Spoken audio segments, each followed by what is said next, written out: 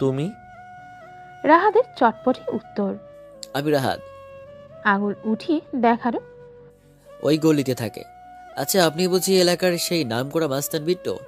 কাল বাবার মুখে আপনার কথা শুনলাম, তারপর থেকেই খুব দেখতে ইচ্ছে করছিল আপনাকে।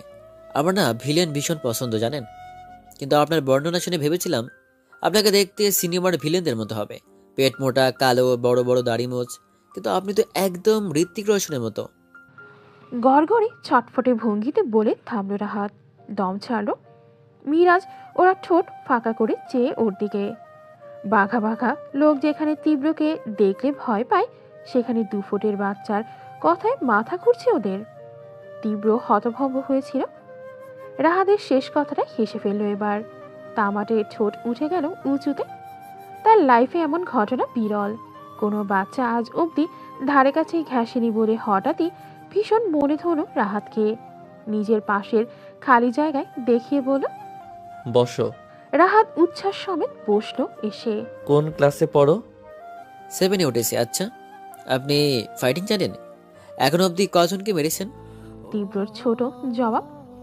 গুনিনি। রাহাত কণ্ঠে শৃঙ্গে তুলল। তার মানে অনেক।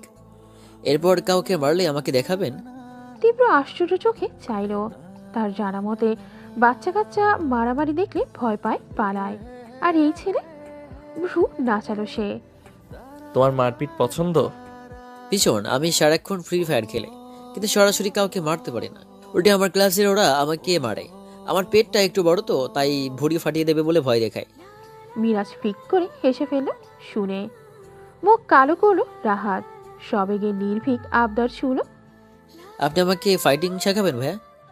তীব্র হেসে উঠল, বলল, শিখে কি করবে? আপনার মতো হবে। আপনার মতো হব, সবাই ভয় পাবে। এবার সবগুলো সশব্দে হাসল। আরমান বলল, ভাই এটা কে রে আমাদের মতো হইতে চাইছে? সাথে দাঁত কেলিয়ে হাসল সে। তীব্র ঠোঁট দুটো ছড়িয়ে গেল দুদিক। রাহাতের কোকড়া চুল এলোমেলো করে দিয়ে বলল, বড় হও, শেখাবো। রাহাত খুশি হলো। পরের দফায় চিন্তিত গলায় বলল, কিন্তু ততদিনে যদি আব্বুর ট্রান্সফার হয়ে যায়, আমরা তো এলাকা ছেড়ে চলে যাব। আপনাকে কোথায় পাবো তখন? মিরাজ দুষ্টুমি করে বলল, তাহলে এক কাজ করো ছোট ভাই, তোমার বোন থাকলে আমাদের কাউকে দুলাভাই বানিয়ে নাও। যে কোনো একজনকে বানালেই বিট্টুকে পাবে। রাহাত মনোযোগী দৃষ্টিতে দেখল ওকে। মিথিলার বিয়ে ঠিক হওয়ায় তার মানসপটে এই মুহূর্তে ভাসল শুধু পুষ্পিতার আনন। অমন শুভ্র প্রতিমার মতো বোনের পাশে এদের ভেবেই কেমন কুচকে এলো চেহারা। সোজা সাপটা বলল, আমরা আপু অনেক সুন্দর, তার সাথে আপনাদের মানাবে না। ওরা হে হে করে হাসছিল। কথাটায় ধপ করে মুছে গেল তা। হতচেতনায় চাইল গোল গোল চোখে। রাহাত ঘাড় বাঁকায় তীব্রের দিক। চোখে মুখে মুগ্ধতা নিয়ে বলে, কিন্তু আপনার সাথে মানাবে। বখাটে তীব্রের হাসিটা এবার ঠোঁট ফুঁড়ে বেরিয়ে এলো বাইরে। গা দোলানো হাস্যবান, মেলানো সনসন বাতাসে। প্রশ্ন করল, কি খাবে? করিমকে বলল, চিপস দাও ওকে। না না, আমি চিপস খাই না। চিপস তো বাচ্চারা খায়। মুশফিক আগ বাড়িয়ে বলল। তাহলে একটা বিড়ি খাও, এটা বড়দের খাবার। তীব্র তপ্ত চোখে চাইতেই মুখ ছোট করে বলল। সরি। রাহাত উঠে দাঁড়ালো, বলল, আমি কিছুই খাবো না, যাই। ফিরতে দেরি হলে মা বকবে। আচ্ছা, আপনাকে কি এখানে এলেই পাবো? হুম। ঠিক আছে, আমি বিকেলে আসবো। রাহাত সানন্দে হাঁটা ধরল। তীব্রকে তার পছন্দ হয়েছে। কত ভালো লোক। বাবা যে কেন বাড়ি গিয়ে ওসব বলেছিলেন। ওর যাওয়া থেকেই চোখ এনে মিরাজ হতবাক আওড়ালো। আজকাল বাচ্চারা কি পাক না রে ভাই, মুখের উপর বলে দিল আমাদেরও বোনের সাথে মানাবে। সেই ঘরে আড্ডায় এসে হাজির হলো নাহিদ। তার মুখবিবরে আমাবস্যা, চোখ দুটো ফোলা। হঠাৎ ওকে দেখে আলোচনা থামালো ওদের। নাহিদ এসে ধীর গতিতে পাশে বসলো তীব্রর। আরমান বলল, কি রে নাইদ, তুই কি পদ্মা নিয়েছিলি? ইদারিং ঠিকঠাক তোকে পাই না কেন? নাহিদ উত্তর দিল না, মাথা নুয়ে বসে রইল। তীব্র ভ্রু কুচকে শুধালো। কি হয়েছে? সে ভীষণ দুঃখ নিয়ে জানালো, মিথিলার বিয়ে ঠিক হয়েছে। তোর ওই গার্লফ্রেন্ড? হ্যাঁ। ও। তীব্র নিরুৎসাহিত দেখে হতাশ হয় নাহিদ। বস্ত্র ওর হাঁটু আঁকড়ে বলে। বিট্টু, আমি ওকে খুব ভালোবাসি। ওর অন্য জায়গায় বিয়ে হলে মরে যাবো রে। তীব্রর বিশেষ প্রতিক্রিয়া হলো না, না পরিবর্তন এলো চেহারায়। কাঠখোট্টা জবাব দিল। তাহলে বেঁচে আছিস কেন? আজকেই মর। নাহিদ আহত হয়ে বলল। ভালোবাসি ভাই। নিজের আংটি বেচে ওকে আইফোন কিনে দিয়েছিলাম আমি, আর সেই মেয়ে এখন ইঞ্জিনিয়ার পাত্র পেয়ে আমাকে ছেড়ে দিচ্ছে। মিরাজ খোঁচা মেরে বলল। ঠিক করেছে, তোর মতো বলদার সাথে থেকে কি করবে? নাহিদ ফুঁসে উঠল। বাজে কথা বলবি না মিরাজ। পরপর কণ্ঠ নামিয়ে তীব্রকে অনুরোধ করল। কিছু একটা কর দোস্ত। ফোন কর ওকে। নাহিদ মুখশ্রী অন্ধকার করে জানালো। কিভাবে করব? সব জায়গা থেকেই তো ব্লক করে দিয়েছে। নির্বোধ, অন্য ফোন নেই? মুশফিক সিও ফোন এগিয়ে দিল। আমারটা থেকে দে। হাতে নিল নাহিদ। মিথিলার নম্বর তুলে ডায়াল করল। রিং হলো দুবার। রিসিভ হতে ভেসে এলো আওয়াজ। হ্যালো, কে বলছেন? নাহিদ ধৈর্যহীন বলতে গেল। আমি না। পথিমধ্যেই চেতে উঠল মিথিলা। তুমি আবার ফোন করেছো? এতটুকু লজ্জাও নেই তোমার? নাহিদের আবেদন। আমার কথাটা শোনো প্লিজ। চুপ, আর কখনো ফোন করবে না বলে দিলাম, ছ্যাঁচড়া কোথাকার। মুখের উপর লাইন কাটলো মিথিলা। দ্বিতীয়বারের মতো মন ভেঙে আসে নাহিদে। মান ভুলে আবার ডায়াল করতেই ব্যস্ত শোনালো।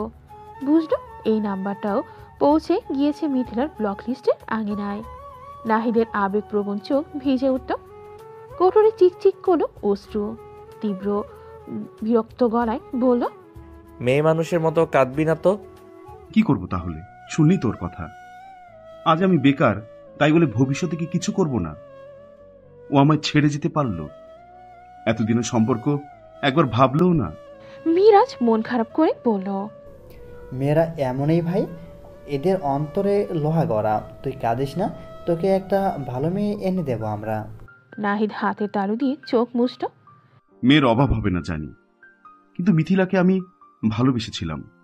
কি না করেছি ওর জন্য। রাত 2টা বাজে ওদের এলাকায় গিয়ে ওকে ফুচকা দিয়ে এসেছি। যখন যা বলেছে গোলামের মতো শুনেছি। আর আর সেই আমাকে এখন চায় না।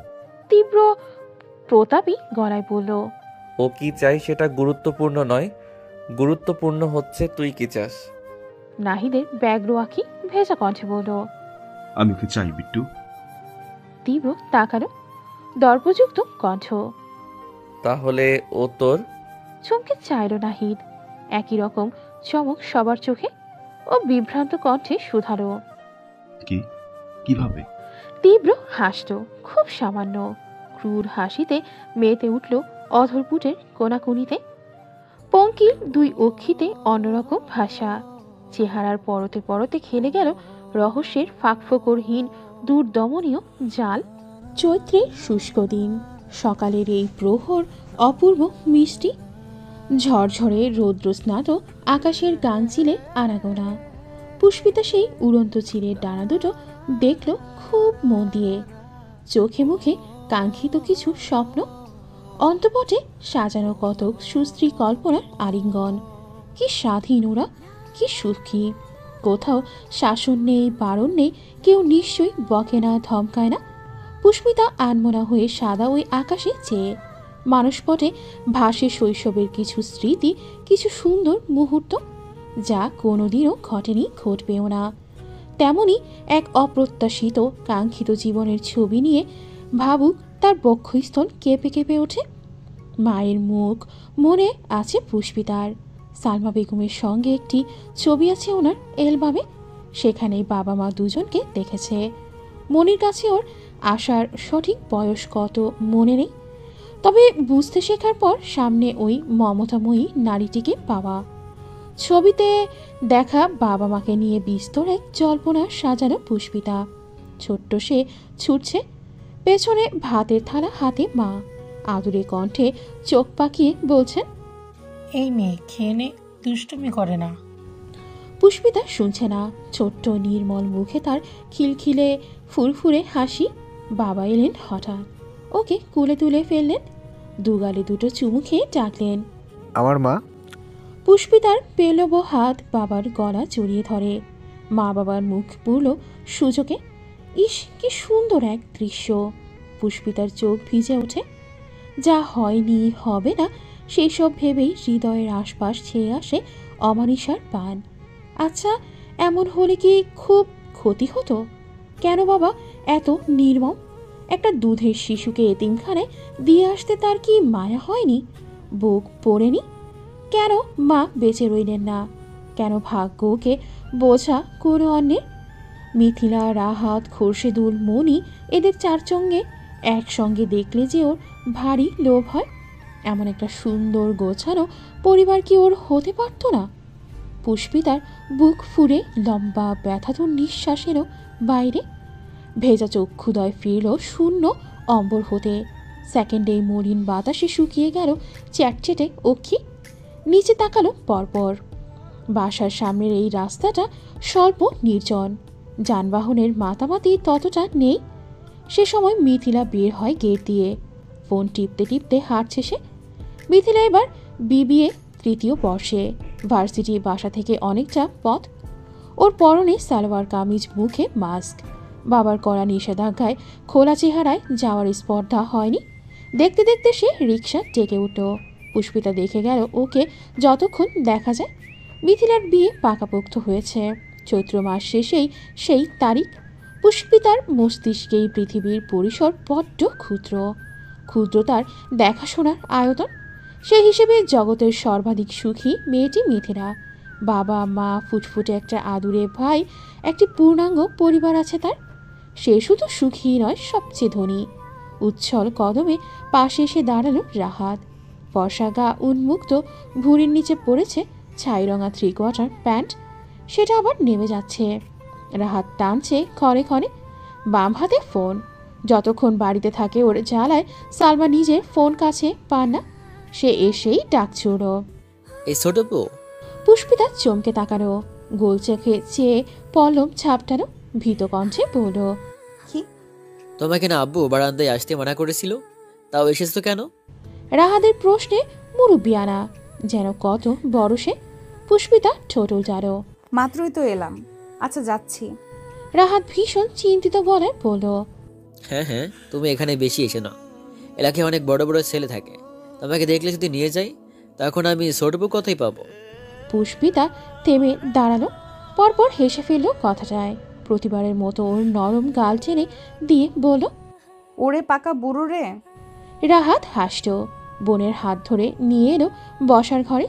সোফায় বসিয়ে বলল, তোমার সাথে একটা দরকারি কথা আছে বুঝলে, কাল থেকে বলার জন্য আমার পেট গুড়গুড় করছিল। পুষ্পিতা আগ্রহ ভরে শুধালো, কি কথা? যে নতমস্তকে ঝুঁকিয়ে সতর্কভাবে মায়ের ঘরটা দেখে নেয়। এই খবর পুষ্পিতা বাদে বাকিরা কেউ শুনলে সে আর আস্ত থাকবে না। রাহাত চঞ্চলভাবে পাশে বসল পুষ্পিতা, অথচ চাপা কণ্ঠে বলল, আমি না কাল খুব কাছ থেকে বিট্টু মাস্তানকে দেখেছি। বিট্টু মাস্তান? ভীতু পুষ্পিতা নামখানা শুনেই শক্ত হয়ে গেল। মনে পড়ল খোরশেদুলের বলা সব বিশেষণ। সামান্য সিনেমা নাটকে মারামারি, খুনোখুনি, রক্ত দেখতে ব্যর্থ মেয়েটা আটকে উঠল সবেগে। উদ্বিগ্ন কণ্ঠে বলল, তুমি তুমি কি করে দেখলে? ও তোমাকে কিছু বলেনি তো? আরে না, আমাকে কিছু বলবে কেন? তুমি জানো কাল কি হয়েছে? একটা লোক জোরে বাইক চালিয়ে গেছিল, তার জন্যই বিট্টু ভাই তার জামা কাপড় খুলে নিয়েছে। জাঙ্গিয়ে পড়া অবস্থায় পুরো এলাকায় হারিয়েছে। রাহাত হাসল। কুটি কুটি হয়ে শরীর ছেড়ে দিল ফোমে।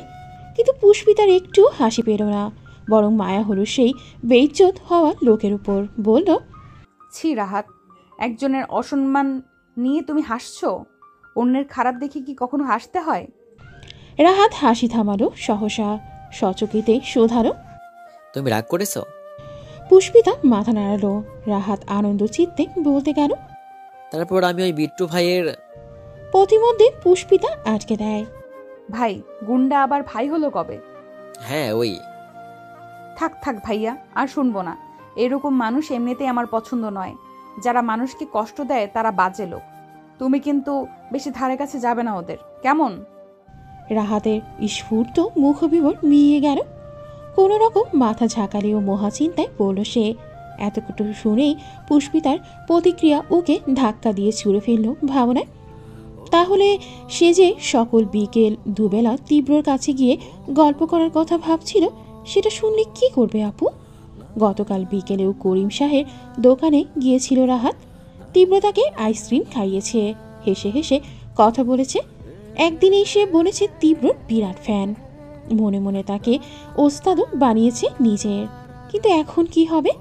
না, এই নিয়ে আর কিচ্ছুটি শেয়ার করা যাবে না। আপু তো লক্ষ্মী মেয়ে, তাই এইসব পছন্দ করবে না স্বাভাবিক। কিন্তু তীব্রকে ওর যা মনে ধরেছে তার সাথে একবেলা কথা না বলে চলবে না যে। আপু জানলে দেখা গেল শেষে আর মারপিটি শেখা হবে না। এইভাবেই বন্ধুদের মারধর খেয়ে খেয়ে বড় হতে হবে। কলিং বেল বাজল তখন। পুষ্পিতা উঠে গিয়ে দরজা খুলল। ওপাশের নারীটিকে দেখে সালাম দিল প্রথমে। মৃদু হেসে বলল, আসুন আন্টি। রেহানা খাতুন রাহাতদের আগের বাসার পাশের ফ্ল্যাটে থাকেন। পুষ্পিতাকে দেখে দীর্ঘ হাসতেন। কেমন আছো? ভালো, আপনি? তিনি ভেতরে ঢুকতে ঢুকতে জানালেন, ভালো। তোমার খালা কোথায়? আপনি বসুন, আমি ডেকে দিচ্ছি। রাহাত আর বসল না, প্যান্ট টেনে হেলে দুলে কামরায় চলল। সালমা বেগমের সেলাই মেশিনের খটখট শব্দটা থামল। কক্ষ ছেড়ে বেরিয়ে এলেন বাইরে। ভদ্রমহিলাকে দেখে বললেন, আরে ভাবি যে, কি খবর? খবর তো আপাতত ভালো ভাই। এত ভেতরের দিকে বাসা নিয়েছেন, খুঁজেই পাচ্ছিলাম না। যে ঠিকানা দিয়েছিলেন রিক্সাওয়ালাও ছিল না। কি মুসিবত বলুন তো। হ্যাঁ, ওই আপনার ভাইয়ের অফিসটা কাছে তো এখান থেকে, তাই আর কি। সে আপনাদের সুবিধা হলেই হচ্ছে। আচ্ছা যাকে, আমার ব্লাউজ দুটো হলো ভাবি? একটা করছি ভাবি, আর একটা বাকি। রেহেনা খাতুন চটে গেলেন এবার। এখন একটা বাকি? সে কবে বানাতে দিয়েছিলাম। আপনার তো কাল দেওয়ার কথা ছিল। এখন আমি আমার ভাইজির বিয়েতে কি পরবো? আসলে হুট করে বাসা পাল্টালাম, আবার কাল মিথিলাকে দেখে গেল, কাজের চাপে মেশিনে বসতে পারিনি। আমাকে আজকের রাতটা দিন, কাল দুপুরের আগেই পাবেন। এটা তো কোনো ভদ্র মানুষের কথা হলো না। আপনি আজ দেব কাল দেব করে করে আমাকে অনেক ঘোরাচ্ছেন। দুটো ব্লাউজ বানাতে এতদিন লাগে? মজুরিকে 1 টাকাও কম দেই আমি? নির্ঘাত আমারটা রেখে অন্যদের আগে বানিয়েছিলেন। না হলে এই বাসায় বসে বানাতে দিয়েছিলাম, আর এই বাসায় এসে নিতে হচ্ছে। আবার কাল আসবো বলি, এত রিক্সা ভাড়া কি আপনি দেবেন? রাগে দাঁড়িয়ে গিয়েছেন রেহেনা। সালমা বেগম শান্ত কণ্ঠে বললেন, রাগ করবেন না ভাবি, আমি কাল সকালেই পাঠিয়ে দিব। কাল সকাল না ভাই, গায়ে হলো দুপুরে। আপনি আর সন্ধ্যার মধ্যেই বানিয়ে দেবেন। সন্ধ্যার মধ্যেই? হ্যাঁ, পাশের এলাকায় আবার মেয়ের বাসা। এখন সেখানে যাচ্ছি। এসে যেন দেখে হয়ে গেছে। নেহাত ভালো বানান, না হলে যাদের কথা কাজের ঠিক নেই তাদের কাছে রেহানা খাতুন ঘেঁষে না, বুঝলেন? বসবে? রেহেনা খাতুন কথা শোনার প্রয়োজন বোধ করেনি, বেরিয়ে গেলেন তেজি পায়ে। সালমা খাতুন দীর্ঘশ্বাস ফেললেন। শুকনো মুখে বসলেন চেয়ারে। হাতে এত কাজ, সন্ধ্যার মধ্যে পারবেন করে দিতে? না দিলে তো আবার কথা শুনবেন। অবশ্য উনি কমই শুনিয়েছেন, এর থেকে আরও কত কি শোনায় অনেকে। তাদের পারিবারিক অবস্থা সচ্ছল। খোরশিদুল মোটা মাইনে পান, যা দিয়ে সব আরামসে চলে। এসব জামা কাপড় সেলাইয়ের কাজ করার দরকার ছিল না, শুধুমাত্র পুষ্পিতাটার জন্যেই। খোরশিদুলের চোখে মেয়েটা বোঝা, ঘরের বাড়তি লোক। শুরু থেকেই ওর তার সাফ সাফ বাক্য ছিল, বাড়িতে কুকুর পুষলেও মানুষ খেতে দেয়, তাই ওকে খাওয়াবো। কিন্তু ওর পেছনে কোনো খরচ করতে আমি পারবো না। পড়াশোনা তো হবেই না, অন্যর মেয়েকে শিক্ষিত করে আমার কি লাভ? এত নষ্ট করার মতো টাকা নেই আমার। সালমা বেগম সেদিন যোগ্য জবাব দিতে পারেননি। কেবল ব্রিমুরও আহত চোখে চেয়েছিলেন স্বামীর দিকে। শেষে বলেছিলেন, ওর সব খরচ আমার, তুমি শুধু মেয়েটাকে থাকতে দিও, তাহলেই হবে। কিশোরী বয়সে 2 বোন একসাথে টেলার্সে কাজ শিখেছিলেন। মায়ের নিতান্তই শখের বশে শিখিয়েছিলেন মেয়েদের। সেদিন পুষ্পিতার জন্য ওইটুকুন কাজে দিল। এ নিয়েও খোরশিদুলের ছিল চরম আপত্তি। তার মতো মন্ত্রণালয়ে কর্মরত একজন লোকের স্ত্রী আশেপাশে মানুষের জামা সেলাই করবে? কিন্তু যুক্তিতর্কে পেরে উঠলেন না সেবার। সেই থেকেই সালমা বেগম পুষ্পিতার পড়ার খরচটুকু এই দিয়েই চালাচ্ছেন। কিন্তু এই যোগান যে আহামরি হচ্ছে না। শহরের স্কুল কলেজে পড়ার মতো সচ্ছলতায় কুলোচ্ছে না। ওই জন্যই মিথিলা রাহাতের মতো ভালো উন্নত স্কুলে চোখে দেখেনি মেয়েটা। ওদের মতো কোচিং টিচার কিচ্ছু পায়নি। সালমার ভেতরটাই নিয়ে আক্ষেপে ফেটে যায়। মেয়েটা যখন শক্ত অঙ্ক কষতে গিয়ে হিমশিম খেত, ছুটে এসে জিজ্ঞেস করত, মনি এটা কিভাবে করব? বুকটা ছিঁড়ে যেত তার। তারপরও দুই বাবা মেয়ের নীরব অত্যাচার তো আছেই। মিথিলা ওকে নিজের চেয়ার টেবিলে বসতে দেয় না, শব্দ করে পড়তে পারে না। তারা বিরক্ত হয়। পুষ্পিতা পড়তে বসলেই চলে হাজারটা কাজের হুকুম। সালমা বেগম তর্ক করতে করতে হাঁপিয়ে যান। আর কত বোঝাবেন? যাদের বিবেক থেকেও নেই তাদের বোঝানো অসম্ভব। পুষ্পিতা অতটুকু সময়ে নিরিবিলি পড়তে পারে যেটুকু সময় বাবা মেয়ে ঘরে থাকে না। তাই যা পারে, যা রেজাল্ট করে সব নিজের চেষ্টায়। সালমা বেগমের ধ্যানের সুতো ছিল একজোড়া কোমল হাতের স্পর্শে।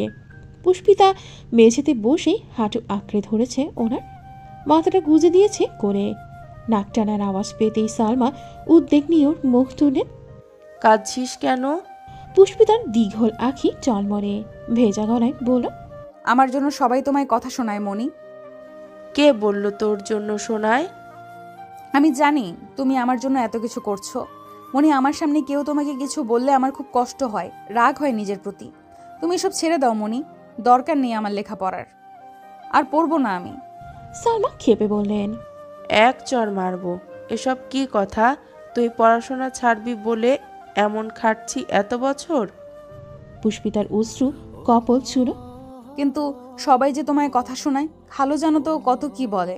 এত অশান্তি কেন সইবে আমার জন্য? বলুক, ওসব আমার গায়ে লাগে না। তুই আমার পেটের মেয়ে হলে কি এদের জন্য এসব থামিয়ে দিতাম? তাহলে এখন কেন থামাবো? যে যা পারে বলে যাক আমায়। শুধু তুই নিজের জায়গায় স্থির থাকিস পুষ্পিতা। মনে রাখবি, তোর জীবনের বাকি 5 জনের মতো সুগম নয়। এত সহজে যদি হার মানবি তাহলে তুই কেমন যুদ্ধ করলি এতদিন? আমি যে চাই তুই অনেক পড়াশোনা করবি, নিজের পায়ে দাঁড়াবি, নিজের পরিচয় বানাবি।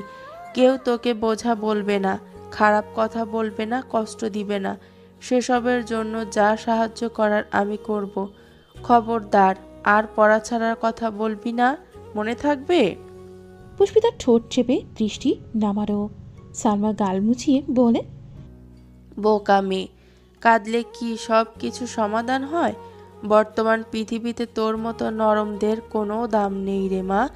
শক্ত হতে শেখ। আচ্ছা, কাজ ঠিকঠাক না হলে সবাই তো কথা শোনাবেই। তুই যদি স্কুলে পড়া না পারিস, ছাড় বকে না। পুষ্পিতা আস্তে মাথা দোড়ালো। এই যে তোর খালু যান অফিসে যান, ওখানে 19-20 করলেই বস বকে না? তাহলে এগুলো ধরতে নেই, আর তোকে এসব ভাবতেও হবে না। একদিন পর রেজাল্ট বের হবে, তারপর তুই ভার্সিটিতে যাবি, লেখাপড়া শেষ করে চাকরি করবি। যারা তোকে আশ্রিতা বলে খোঁচা দেয় তাদের দেখিয়ে দিবি, পারবি না? পুষ্পিতা ওনার হাত দুটো মুঠোয় নিয়ে বলল, তুমি পাশে থাকলেই সব পারবো। সালমা বেগম মুচকে হাসলেন, মাথায় হাত বুলিয়ে টেনে নিলেন পক্ষে। আমি সব সময় তোর সাথে আছি। পুষ্পিতা মিশে রইল ওই বুকে। একটু আগে মায়ের জন্য করা মন খারাপ নির্নিমেষ মুছে গেল। সালমা বেগমের শরীর থেকে ছুটে আসা স্নেহের ঘ্রাণে জড়িয়ে গেল অন্তপুর। কে বলেছে মা নেই, ও অনাথ? এই তো ওর মা। এই যে শাফিনের মুখের দশা করুন, চোখে মুখের অবস্থা ভালো না। কাঁদো কাঁদো চেহারা, চিন্তায় কেমন ফেস ফেসে শ্বাস নিতে নিতে তীব্রর পাশে এসে দাঁড়ালো। তীব্র এক পল চাইল ওর দিকে। তার দলবলের মধ্যে শাফিন সব থেকে ঘনিষ্ঠ। সামনের দিকে ফিরে বলল, এই অবস্থা কেন? নাহিদের মতো কি তোর গার্লফ্রেন্ডও ভেঙে যাচ্ছে? পাশ থেকে সশব্দে হেসে উঠল সবাই। মজা পেয়েছে ওরা। শুধু নাহিদ গাল ফোলালো, ঠোঁট উল্টালো শিশু নেয়। কিন্তু শাফিনের মুখবিবরে পরিবর্তন দেখা গেল না, বরং চেহারায় মেঘ ঘনালো আর একটু। মিরাজ বলল, কাল লেট নাইট পার্টি করেছি মা আমার, কি ঝাক্কাস ক্লাব, ফোন তোলনে, মিস করে গিয়েছো। শাফিন জবাব দিল না, মর্মাহতের ন্যায় আওড়ালো। আম্মু খুব অসুস্থ রে বিট্টু। কাল রাতে অবস্থা খারাপ হয়ে গিয়েছিল, সারা রাত হাসপাতালে ছিলাম, সকালে বাড়ি রেখে এখানে এলাম। সবার হাসি খুশি মুখশ্রী উবে গেল অমনি। তীব্র তটস্থ নজরে চেয়ে বলল, কিছু জানাসনি কেন? মাথায় কাজ করছিল না, বোনটা এত কাঁদছিল, আমিও প্রায় দিশেহারা হয়ে পড়েছিলাম। আম্মুকে এত অসুস্থ কোনোদিন দেখিনি, হয়তো বুঝতে দেয়নি আমায়। কাল প্রথম ফিল করলাম বেঁচে থাকতে মাথার ওপর বটবৃক্ষটা তো খুব দরকার রে। আজ বাবা থাকলে হয়তো। শাফিন থামল, গলা ধরে এসেছে ওর। তীব্র বলল, এখন কি অবস্থা? ভালো না, দুটো কিডনি ধরে গেছে। খুব দ্রুত কিডনি ট্রান্সপ্লান্ট না করলে হয়তো বাঁচানো যাবে না। বলতে গিয়ে কেঁদে ফেলল। আরমান বলল, তাহলে ব্যবস্থা কর, দেরি করছিস কেন? অনেক টাকার ব্যাপার, দেশে হবে না। ইন্ডিয়ার অ্যাপেলো সাজেস্ট করেছেন ওনারা। আর ওটা যে কেমন ডাকাতে হাসপাতাল জানিসই তো, লাখ পাঁচেক ছাড়া নড়তেই পারবো না। আর এই মুহূর্তে 5 লাখ টাকা আমার কাছে অনেক কিছু। মিরাজ উৎকণ্ঠিত হয়ে বলল, এখন তাহলে উপায়? শাফিন হতাশ কণ্ঠে বলল, জানি না রে, বাইকটা বেচে দেবো ভাবছি, ওটা দিয়ে যা পাবো আপাতত চলবে।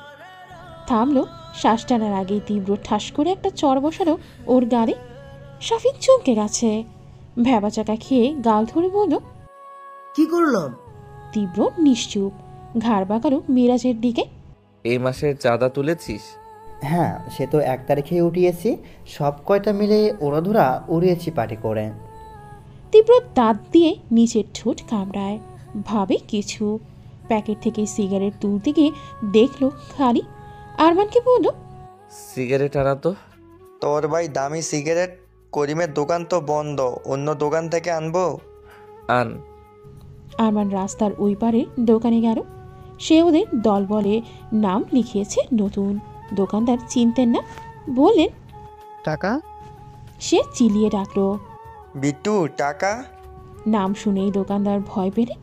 তীব্রর ঘোলাটে নজর তাক হলো, ঠান্ডা গলায় শুধালো, তোর টাকা লাগবে? লোকটি শশব্যস্ত বললেন, না না ভাই, আপনার লোক বুঝেনি, লাগবে না টাকা। আরমান ঠোঁট চেপে হাসল। রাস্তা ডিঙিয়ে ফিরে এলো। আস্ত প্যাকেট ছিঁড়ে সিগারেটের তামাটে মাথা ধরালো নিচ থেকে, বাড়িয়ে দিল তীব্রর দিকে।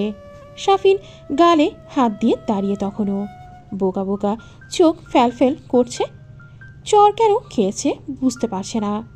ও তো খারাপ কিছু বলেনি, একটুখানি কষ্টের কথা শেয়ার করাতে মালো কেন বিট্টু? সাদাটে ধোয়ার কবলে তীব্রর নাক মুখ ঠেকে যায়। সুতনু বখাটের ঠোঁটে জল জলে সিগারেট সৌন্দর্য ফোটায় দ্বিগুণ। ফোন বাজল তখন, রিংটনের করার শব্দ ভেসে এলো। জিপের সিট থেকেই ফোন এনে এগিয়ে দেয় মুশফিক। তীব্র স্ক্রিনে চাইল, ধরল। কোথায় তুই? যেখানে থাকার কথা। ব্যাকা উত্তরে জামশেদ নাক ফোলালেন। একটু থেমে শান্ত কণ্ঠে বলেন, এক্ষুনি একবার আমার অফিসে আসতে পারবে? কথা ছিল। আসছি। লাইন কাটলো তীব্র। উৎসুক দলের দিক চেয়ে জানালো, মন্ত্রী মশাইয়ের কল, দাওয়াত দিয়েছেন অফিসে। মিরাজ বলল, আমিও যাই। আয়। মিরাজ জিপের দরজা খুলে ভদ্রে নেই পোষ্ট, অথচ স্ট্যান্ড ধরে লাফ দিয়ে ভেতরে ঢুকলো তীব্র। সময়টাই তাকে মনে হলো কাদম্বিনী কোলে ঘেঁষে ছুটে চলা দাপুটে এক বাজ পাখি। জামশেদ তালুকদারের কেবিনের সামনে আসতেই গার্ড এসে সামনে দাঁড়ালেন। বাধা পেয়ে থামলো ওরা। তীব্র ভ্রু বাগালো। গার্ড নম্র গলায় বলেন, স্যারের কেবিনে যেতে হলে আগে বড় স্যারের অনুমতি নিতে হবে। তীব্র নিরুৎসাহিত। তোর স্যার আমায় ডেকেছে, আমি এসেছি। এখন অনুমতি নেব কি নেব না সেটাও আমি বুঝবো। কিন্তু স্যার। কথা সম্পূর্ণ হলো না। তীব্র উচ্ছিষ্টের ন্যায় লোকটির বুকে এক হাত দিয়ে ধাক্কা মারল। তিনি পিছিয়ে গেলেন 2 কদম। তীব্রর চোখ মুখ দেখে ফের কিছু বলার সাহস হলো না। জামশেদের বড়সড় কেবিন, 2 দেয়ালে 2টো এসি ঝুলছে। পেছনে ঝুলছে দেশের প্রধানমন্ত্রী আর তার পিতার ছবি। টেবিলে রাখা নেম প্লেটে লেখা স্বরাষ্ট্রমন্ত্রী জামশেদ তালুকদার। হাতের বাঁ পাশে রাখা বাংলাদেশের পতাকার ক্ষুদ্র ভাস্কর্য। মনোযোগ সমেত কিছু লিখছিলেন তিনি। এর মধ্যে দরজায় এলো তীব্র, 2 আঙুল দিয়ে টোকা দিল কাছে। জামশেদ মুখ তুললেন। ছেলেকে দেখে চেহারা বদলালো না। টোকা শুনে বুঝেছেন এটাকে। আজ অবধি যতবার তীব্রর আগমন ঘটেছে ভদ্রভাবে হয়নি, ন্যূনতম সভ্যতা ছেলেটা শেখেনি। তিনি লেখা বন্ধ করলেন, কণ্ঠ গম্ভীর। এসো। তীব্র ঢুকলো সোজা টেবিলের কাছে এসে বলল, অফিসের লোকদের একটু ভদ্রতা শেখাবেন। কার সাথে কি বলতে হয় জানে না। এখানে আমার অসম্মান হলে আমি কিন্তু অনুরোধ করে মরলেও আসবো না। জামশেদ জবাব দিলেন না। আশ্চর্য হলেন ভেতর ভেতর। যার নিজের মধ্যে ভদ্রতার ছিটে ফোটা নেই সে আবার অন্যকে নিয়ে কথা বলে। পেছনে মিরাজকে দেখে ভ্রু কুচকালেন, শুধালেন। ওকে। মিরাজ গুটিয়ে এলো। এমনিতেই ওর ভয় লাগছে এখানে আসা থেকে। চারদিকে এত পুলিশ গার্ড, জীবনে কোনো মন্ত্রীর অফিস সে দেখেনি। আমার বন্ধু। জামশেদের ভ্রু মসৃণ হলো। তীব্রর বন্ধুদের নমুনা তার জ্ঞাত। এই তো চেহারার অবস্থা দেখে বোঝা যাচ্ছে। মিরাজ অস্বস্তি সমেত হাত উঁচিয়ে সালাম দিল। তিনি উত্তর করলেন না বোধ হয়, তবে গমগমে গলায় বললেন, শার্টের বোতাম লাগাও। মিরাজ থতমত খেল। তৎপর হাতে এলোমেলো শার্টের বোতাম লাগালো। একবার চাইল তীব্রের দিক। ওর থেকেও তার বোতাম একটা বেশি খোলা। ফর্সা বক্ষপট একেবারেই হা করে আছে। ভাবলো ওরটাও লাগিয়ে দেবে কিনা। হাত দুটো সুরসুর করলো। পরক্ষণে দমালো নিজেকে। দাঁড়িয়ে থাকতে চাইল নিশ্চুপ।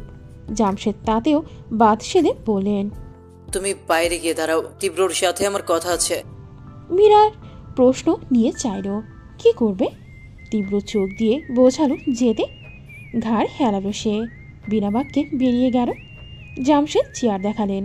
বসো। লাগবে না। বসলে কি সমস্যা?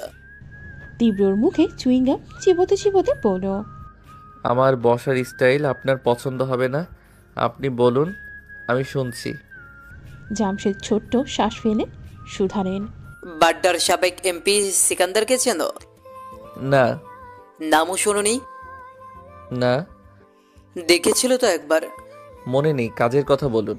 তোমাকে ওর কাছে যেতে হবে। গিয়ে? জামশেদ বিরতি নিলেন। খানিক চুপ থেকে বলেন, গত মাসে এসপি কামরানের একটা স্ক্যান্ডাল ভাইরাল হয়েছিল। ওকে সাসপেন্ড করার মতো অবস্থা প্রায়, কিন্তু আমার জন্য ওর চাকরিটা বেঁচে যায়। ওই সময় ওর সাথে ফোনে কথা হয়েছিল আমার। সেখানকার একটা রেকর্ডস ক্লিপ সিকান্দারের হাতে পড়েছে। কিভাবে পেয়েছে জানি না। ও সেটা নিয়ে আজ 3 দিন ধরে আমাকে ব্ল্যাকমেইল করছে। মোটা অঙ্কের টাকা চাইছে, সাথে ওর অবৈধ মালামাল পাচার করার সহযোগিতা। না হলে হুমকি দিচ্ছে ক্লিপ নেটে ছড়িয়ে দিবে। আর একবার সেটা পাবলিকের কাছে গেলে বুঝতেই পারছো কি হবে। জামশেদ যতটা গুরুতর ভঙ্গিতে বললেন, তীব্রর উপর লেশ মাত্র প্রভাব পড়ল না তার। বিদ্রুপ করে বলল, সোজাসুজি বললেই হয়, আপনার ঘুষ চাওয়ার সিক্রেট আটকা পড়েছে সেখানে। জামশেদ চোখ নামালেন। ছেলের কাঠখোট্টা কথাবার্তায় বিরক্ত সে। তীব্র ঠোঁটে চটচটে হাসি বলল, এখন সিকান্দারের থেকে ওই ক্লিপ আমাকে উদ্ধার করে আনতে হবে। মাস্তান ছেলে পছন্দ না, অথচ তার মাস্তানির সুবিধা নিচ্ছেন। এই না হলে রাজনীতিবিদ বাপ। জামশেদ রেগে বললেন, এত কথা বলতে বলা হয়নি তোমায়। কাজটা করবে কিনা শুধু সেইটুকু বলো। আপনার হাতে অন্য অপশন আছে? নিভে গেলেন তিনি। এই কাজের জন্য যতটা সাহস বিচক্ষণতার দরকার তীব্রর থেকে ভালো কেউ নেই। থেমে থেমে বলেন, তুমি আমার ছেলে, সবচেয়ে বিশ্বাসী লোক। এরকম একটা কাজ আমি কেন অন্য কাউকে দিব? তীব্র তুচ্ছ হাসল, বলল, আমি রোদের মধ্যে মানুষকে ভয় দেখিয়ে টাকা নেই, আর আপনি নেন এসি রুমে বসে ঠান্ডা মাথায়। অথচ দুটোই কিন্তু অবৈধ। এদিক থেকে দেখতে গেলে আপনি আমি দুজনেই এক, তাই না? জামশেদ অতিষ্ঠ ভঙ্গিতে মাথার দুপাশ চেপে ধরলেন। তার সহ্য শক্তি তীব্রর সামনে এলে কিভাবে যেন তরতর করে বেড়ে যায়। চাইলেও সঠিক উত্তর দিতে পারেন না, চুপ করে থাকেন। তীব্র নিজেই বলল, কাজটা করব, কিন্তু শর্ত আছে আমার। জামশেদ তাকালেন। কি শর্ত? 5 লাখ টাকা লাগবে। জামশেদ দ্বিতীয় প্রশ্ন করলেন না। বেশি ঘাটালে তীব্র পেকে বসবে নিশ্চিত। সহজ কণ্ঠে বলে, আবুলের থেকে চেক নিয়ে যাও। তীব্র তুষ্ট গলায় বলল, গ্রেট, আপনার কাজ কালকের মধ্যেই হয়ে যাবে। জামশেদ উত্তর দিলেন না। তীব্র বেরিয়ে গেল। তিনি চেয়ে রইলেন ওর গমন পথে, মুখ ফুলিয়ে স্বস্তি শ্বাস ফেললেন। তীব্র যখন বলেছে কাজ হবে, তিনি শতভাগ নিশ্চিত তা হবে। দরজায় টোকা পড়ায় আবুল হাসান বিরক্ত বিস্মিত। এই অফিসে জামশেদের পরের সম্মান তার।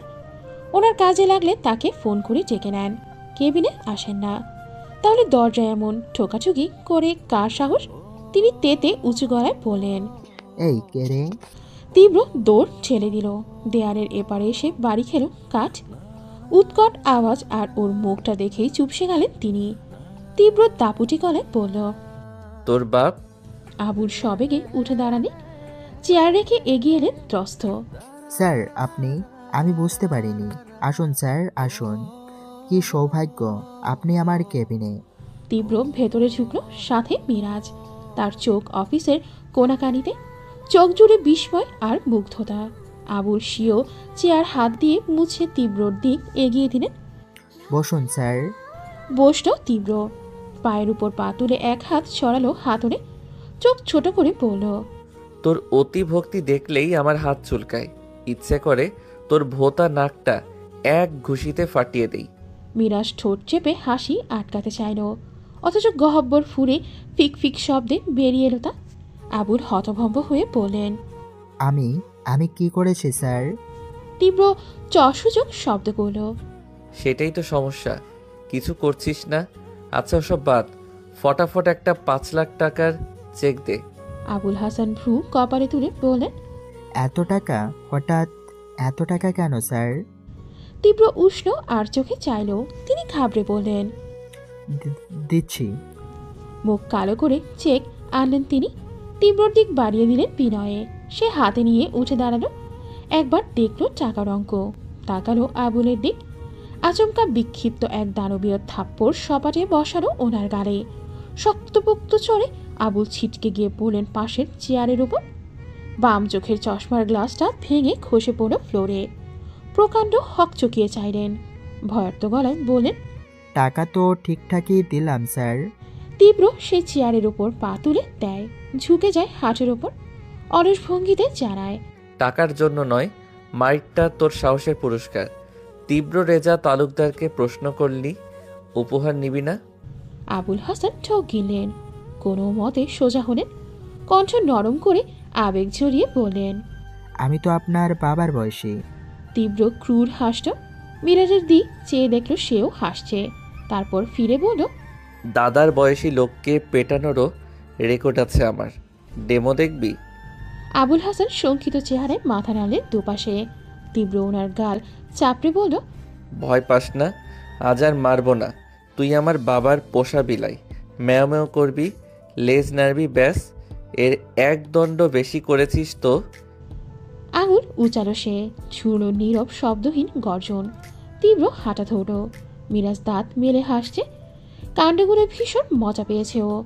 আবুলের দিক চেয়ে বিড়বিড়িয়ে বলল, ঠিক হয়েছে।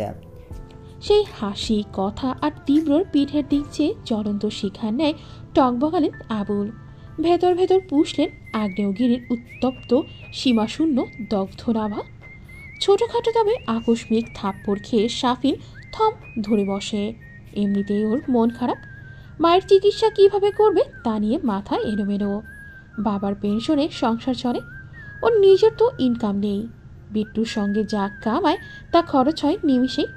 সাফিনের মস্তিষ্কে হঠাৎই বিবর্ণ বাস্তব সাঙ্গপাঙ্গ সমেত হানা দিল। বোনটা বড় হচ্ছে, বিয়ে দিতে হবে একদিন। কিভাবে কি করবে ও? সারাদিন রংবাজি করলে তো আর সঠিক সুরাহা হবে না। ওর কি আবার একটা চাকরির জোগানে নামা উচিত? কিন্তু নেমেছিল তো একবার। ঘুষ ব্যতীত কেউ কাজ দিতে রাজি না। যেখানেই যায় লাখ লাখ টাকা ডিমান্ড তাদের। সেসবের প্রতি নিবিষ্ট হয়েই তো এই পথে নামল। আড্ডা, মারামারি, এসবে এখন অন্যরকম সুখ। পাশে বসা সবাই গল্পে ব্যস্ত। সামনে দিয়ে এক স্কুল পড়ুয়া মেয়ে গেল। আরমান সিটি বাজালো। মুশফিক বলল, পিচ্চি মেয়ে, বউ হবা?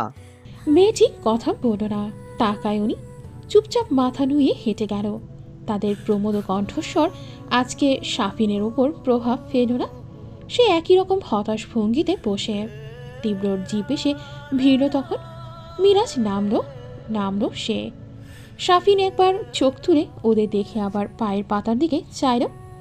আচমকার সামনে প্যাকেট জাতীয় কিছু দেখে মুখ তুলল। চাউনিতে প্রশ্ন। তীব্র অধৈর্য। ধরবি? হা করে কি দেখছিস? কি এটা? খুলে দেখ। বলেই ব্যাগটা ছুঁড়ে ফেলল উরুর ওপর। শক্তপোক্ত জিনিস। শাফিন সহ সবাই উৎসুকে। সে কালো প্যাকেটে আসতে দিলে ছড়ায়। উন্মুক্ত হয় পুরো টাকার কয়েকটি বান্ডেল। চোখ বেরিয়ে আসে ওদের।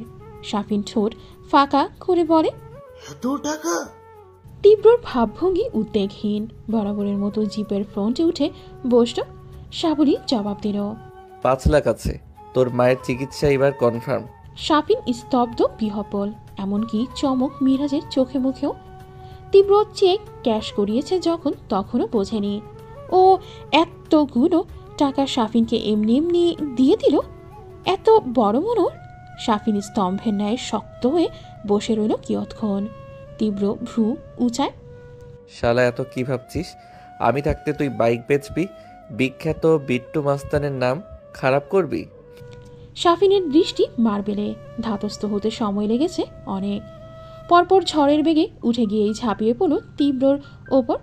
কাঁধ ভিজিয়ে দিল অশ্রুতে। খান্নার দমকে কথা বের হলো না, তবে স্পষ্ট তার কৃতজ্ঞতা। তীব্র ফোঁস করে শ্বাস ফেলে শাফিনের পিঠে হাত বোলালো। বাকিরাও মুগ্ধ হাসে। মিরাজ ছুটে এসে ওপর থেকে জড়িয়ে ধরে দুজনকে।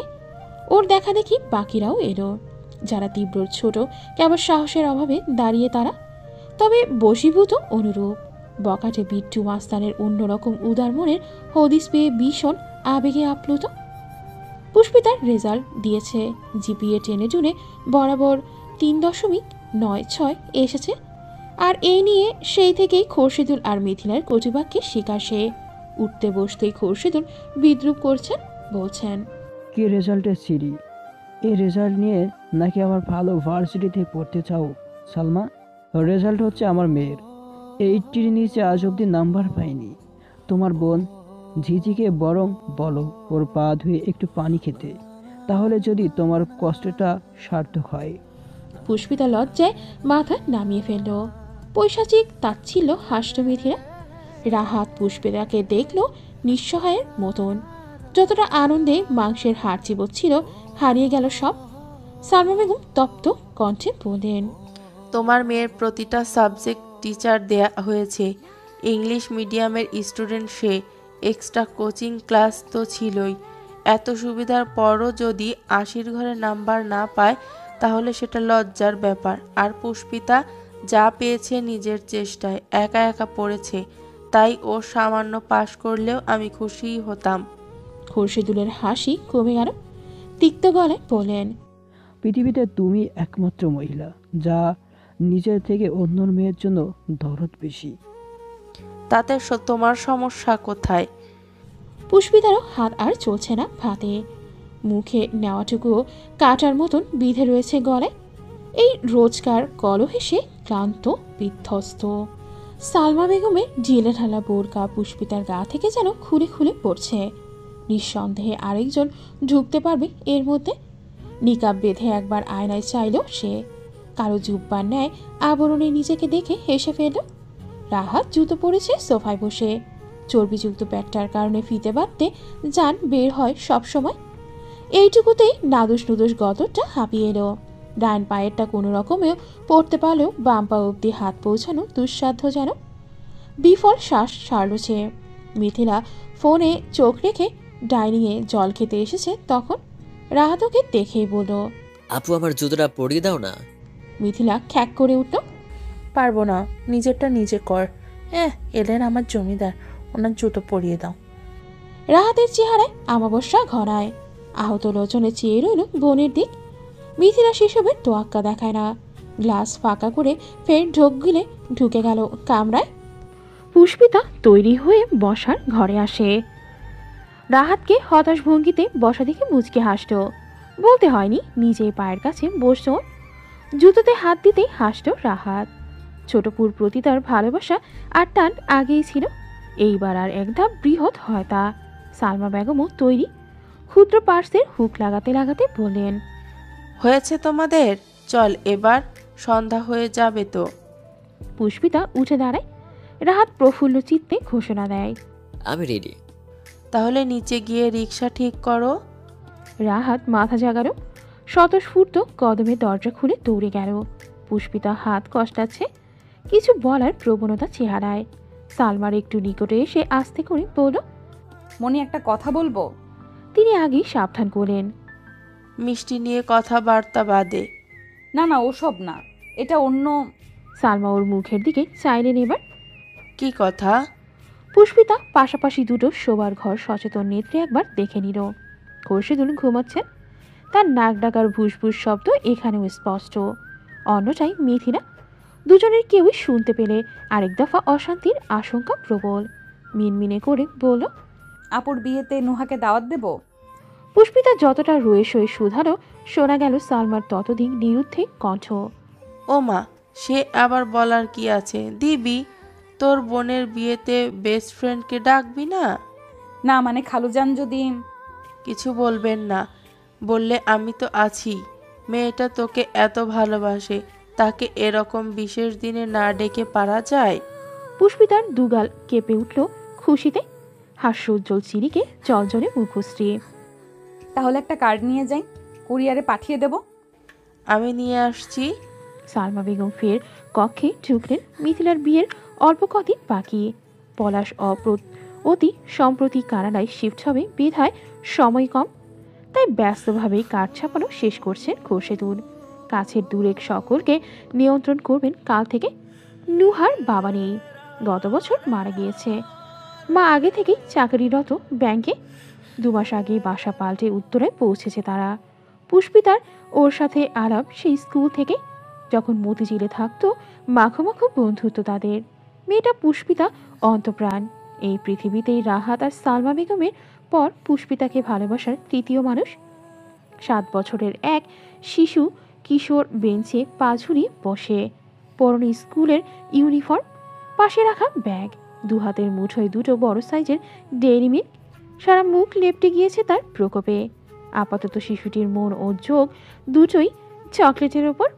বেঞ্চের কাঠে সুতো দিয়ে বাঁধা বেলুনগুলোর হাওয়ায় দুলছে। দৃশ্যটি অতীব চমৎকার, কিন্তু সিকান্দার আটকে উঠলেন। পাশে বসা আরমান পেছন থেকে হাত মোচালে। সূর্যের রোশনিতে জলজল করে মাথা তুলল তার মুঠোর শানিত ছুরির রূপ, যার এক পোচে একটি বাচ্চা তো দূর, সবল যে কেউ ঘায়েল হতে প্রস্তুত। সিকান্দারের মুখ তত্র ফ্যাকাশে হয়ে আসে। ত্রাসিত লোচন নিক্ষেপ হলেও উদ্বেগহীন তীব্রর মুখের উপর ভয়ার্ত কণ্ঠে আওড়ালেন, আমার ছেলে, ওকে কিছু করবেন না, ও ছোট অনেক। তীব্র ফোন নামিয়ে আনো, নিরুৎসাহিত জানানো, এখনো করিনি, ভালো চকলেট দিয়েছি দেখনি না? পরবর্তীতে কিছু করব কিনা সেটা নির্ভর করছে তোর উপর। 5 সেকেন্ড দিচ্ছি, ভাব, ছেলে আগে না জামশেদ তালুকদারকে বিপদে ফেলা? সিকান্দার কপালের হীরকরূপী ঘাম মুছলেন। খড়খড়ে ওষ্ঠেপুট জিভে বোলালেন চিন্তায়। নিজের বাড়ির গেটে কেউ এমন নিরস্ত্র মানসিক ঠান্ডা আক্রমণ করতে পারে আজকের পূর্বে জানা ছিল না। তীব্র সিগারেট ধরালো, নাকি মুখে ধোয়া ছড়িয়ে পড়ল। সময় শেষ। সিকান্দার ঠায় দাঁড়িয়ে, লোভী মন দ্বিধাদ্বন্দ্বে ভুগছে। এই ক্লিপ তিনি কত কষ্টে জোগাড় করেছেন তিনিই জানেন। একবার কার্যসিদ্ধি হলে আর পেছনে তাকাতে হতো না। কিন্তু জামশেদ যে এইভাবে পাশা পাল্টাবে কে জানতো? তাকে মাত দিতে না পেরে তার একমাত্র ছেলেকে আটকেছে। তিনি এক পল তীব্রকে দেখলেন। সিগারেটে টান বসানোর বড়ই সুনিপুণ ভঙ্গিমা ওর। বিলাতি পঙ্কিল 2 অক্ষি শীতলভাবে তার দিকেই চেয়ে, যেই চাউনিতে সিকান্দারের গুলিয়ে গেল সব। গাড়ি সময়ের গেট দিয়ে ঢুকতে গেলেই আকস্মিক তীব্র সামনে এসে দাঁড়ায়। সিকান্দার ওকে এক দেখায় চিনে ফেললেন। এই গুন্ডা ছেলেকে কে না চেনে? বেরিয়ে আসতেই তীব্র কথাবার্তা ছাড়াই ফোন ধরল সম্মুখে, যেখানে পরিষ্কার সংকটে তার ছেলে। এমন নীরব শান্ত হুমকি গেটে জ্বলানো সিসি ক্যামেরায়ও ব্যর্থ হবে উদ্ধারে। সিকান্দারের পিতৃসুলভ হৃদয় লালসাকে ছাপিয়ে গেল এবার। ছেলের প্রাণের কাছে সব তুচ্ছ নিপাত। হার মানলেন তিনি। একজন এমপি, তাও সাবেক রাষ্ট্রমন্ত্রীকে নাকাল করার খেলায় নামা ঠিক হয়নি তার। সাথে যার এমন মাস্তান ছেলে রূপী ডান হাত আছে, তাকে কে আটকাবে? তিনি চুপচাপ পকেট থেকে ফোন বের করলেন, সাইড খুলে মেমোরি কার্ড নিয়ে এগিয়ে দিলেন তীব্রর দিকে। ছোট কণ্ঠে জানালেন, ক্লাবটা এই মিরামারিতে আছে। তীব্র হাতে নিল, উল্টে পাল্টে দেখে বলল, আর কোনো কপি নেই? না। থাকলেও সমস্যা নেই, তোর ছেলে তো আছে। পরের ব্ল্যাকমেইলিংয়ে না হয় আবার দেখা করব। একটু ঘনিষ্ঠ হলো পরপর, কানের পিঠে ঠোঁট এনে ফিস ফিস করে বলল, আজকে তোর ছেলেকে চকলেট খাইয়েছি, সেদিন বন্দুকের 6টা গুলি খাওয়াবো। কি বলিস? সিকান্দারের চোখ কপালে ওঠে, ঢোক গিলে উদ্বেগী হয়ে বলেন, সত্যিই নেই, বিশ্বাস করুন। তীব্রর কাঠ জবাব। বিট্টু মাস্টার নিজের বাপকেও বিশ্বাস করে না। সে হাঁটা দিতেই সিকান্দার বললেন, আমার ছেলে। ও। দাঁড়ালো তীব্র, আরমানকে ভিডিও কল দিল, আবার রিসিভ হতেই সংক্ষেপে বলল, কাজ শেষ। ওকে। আরমান ছুরি সরিয়ে আনে, কণ্ঠে নরম। চলো বাবু, তোমাকে গাড়িতে তুলে দেই। সানন্দে মাথা দোলালো শিশুটি। আরমান কাঁধ ব্যাগ আর ওর এক হাত ধরে গাড়ির কাছে এলো। জানালার সব কাজ তোরা। সে ঝুঁকে টোকা দিল তাতে। সেকেন্ডেই তরতর করে নামলো কাজ। হাত চোখ বাঁধা ড্রাইভারের ভীত মুখটা উন্মুক্ত হলো। মূলত তিনি সিকান্দারের ছেলেকে স্কুলে আনা নেওয়া করেন। মুশফিক পাশের সিটে বসে, তার হাতেও ছুরি।